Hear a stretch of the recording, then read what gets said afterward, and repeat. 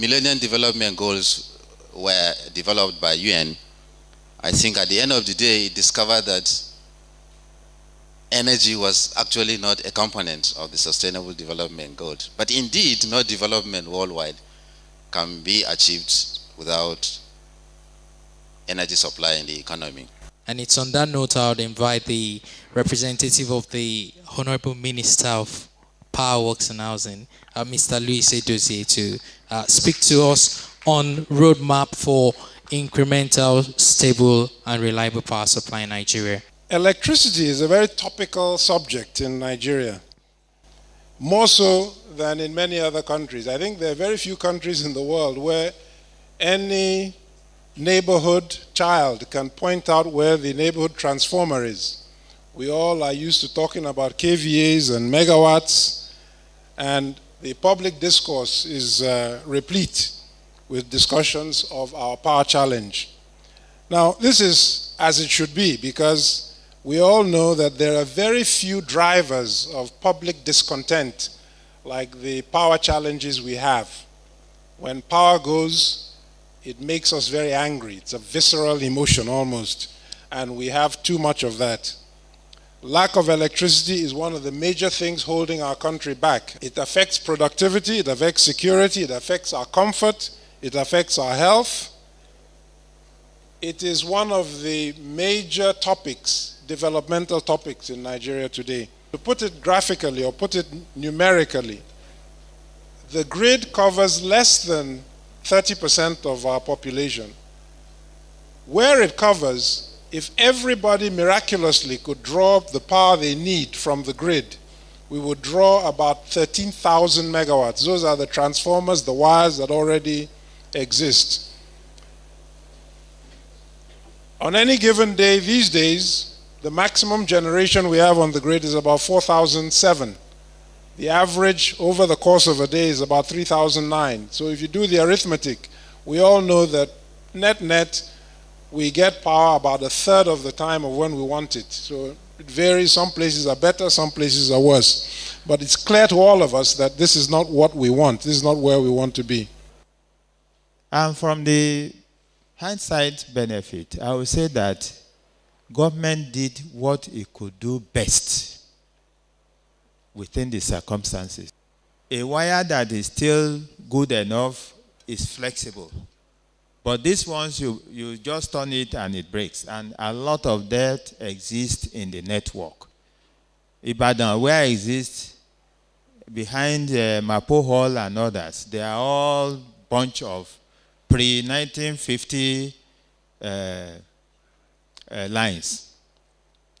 So they're obsolete, but they need a lot of investment to change. Many of them were put there when the load be only about 400, 500 kilowatt. Now they are in megawatt. There's vandalism of gas and the distribution infrastructure. Then transmission constraints. Nigeria has the highest system collapse history in the world. We have the health and safety issues. You have heard of the Calabar case, and virtually every day there is one person who dies of electricity in Nigeria. 90% of the power used we generate ourselves, and the old-fashioned way by rigging together generators. We have about 7 generators that are synchronized, that are rigging together. We're buying diesel every day. Some is spilling, it's leaking, and it just doesn't seem right. So what have we tried to do? We tried to go down, because we're on the Atlantic Ocean, we're on the coast, we tried to go down the way of wind-assisted power. We ran into several regulatory hurdles. We literally had to back off after spending a lot of money. Then we went down the solar power angle, and we brought in a lot of solar panels, and we managed to create power or lights for our lights with solar power. But as the technology grows, hopefully we'll be able to push that a little bit further. But we also have run into a lot of challenges. It was extremely expensive. There were no importation subsidies or incentives or breaks. So we paid heavy taxes. We suffered with the logistics of getting it out from the ports, getting it to the site, assembling it, mounting it, keeping it alive and maintaining it.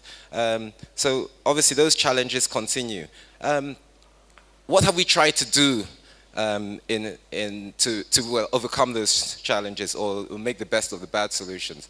Well, we've tried to create what we call smart buildings, and I suppose my whole conversation today is about how do you create real estate infrastructure that actually tells you what it needs to do. So what we are looking at here is trying to have confidence in us. And we have to give you the facts and figures, why you should, and what we are doing. That is the summary of everything I'm going to say. So the capacity we have as of today is 6,200 megawatts.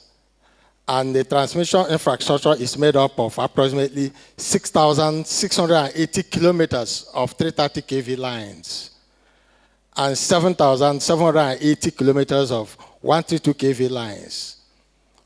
We have 330 132 kV substations.